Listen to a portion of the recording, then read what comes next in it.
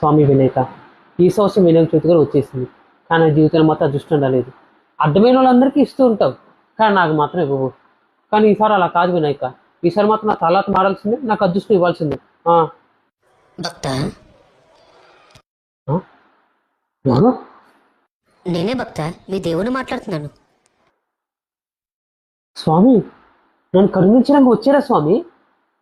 కరుణించాలా? నిన్న దేనికిరా? స్వామి, నేను భక్తుడు స్వామి. భక్తుడువా? ఏది నా కోసం ఇప్పటిదాకా ఏం చేసావు చెప్పు చూద్దాం. అదేం స్వామి అలా అంటావు? ప్రతి సంవత్సరం ఈ సంవత్సరం కూడా విగ్రహం తీసుకొచ్చాంగా.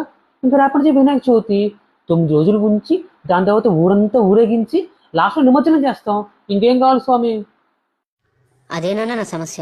ఇంతకీ మీకు విగ్రహం పెట్టి ఊరేగించడానికి డబ్బులు ఎక్కడి నుంచి వస్తాయి?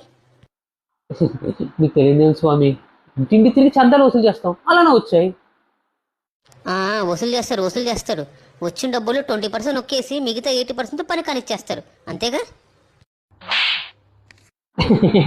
అంటే బయట పనులను ఆపుకుని 9 రోజుల పాటు మీ విగ్రహం దగ్గరే ఉంటాం కదా స్వామి, అందుకే కొంచెం చేతికి డబ్బు లేక అలా. అంటే నా పేరు చెప్పుకుని చందా పేరుతో కమిషన్ కూడా కలెక్ట్ చేస్తాను అనమాట. బాగుందిరా. కానీ స్వామి, మీ ఊరేగింపు మాత్రం చాలా గ్రాండ్గా చేస్తాం కదా స్వామి, మీకు తెలియదే ఉంది. గ్రాండ్గానా? ఊరే, మీరు నన్నుగా చూపిస్తున్నారా? ఒకడేమో గబ్బర్ సింగ్ వినాయకుడు అంటాడు, ఇంకోడేమో త్రిబులార్ వినాయకుడు అంటాడు, ఇప్పుడేమో లేటెస్ట్ పుష్ప వినాయకుడు కూడా వచ్చేసింది. ఒరే, ఆఖరికి మీరు ఏగను కూడా వదిలిపెట్టలేదు కదరా. అంటే స్వామి, జనాలు కొంచెం రిక్వెస్ట్ చేస్తే. జనాలు రిక్వెస్ట్ చేశారా, లేకపోతే ఇన్స్టాగ్రామ్ న్యూస్ లో ఫేమస్ అవుదామనా? మామూలుగానే వాళ్ళు రీల్స్ చూసి సగం జీవితం నాశనం చేసుకున్నారు. కనీసం ఇలా పండగలప్పుడైనా నన్ను చూసి ఎంతో కొంత మారతారనుకుంటే మీరు అది కూడా దూరం చేస్తారు కదరా. కానీ స్వామి, ఈసారి మీరు కంగారు పడకండి. ఈసారి విగ్రహం మంచిదే పెట్టాం, చూస్తూ ఉండండి స్వామి. ఈసారి ఊరేగింపు టాప్ లేచిపోద్ది. టాప్ లేచిపోద్ది, ఎందుకు లేగదు? ఇప్పుడు అక్కడికే వస్తున్నా.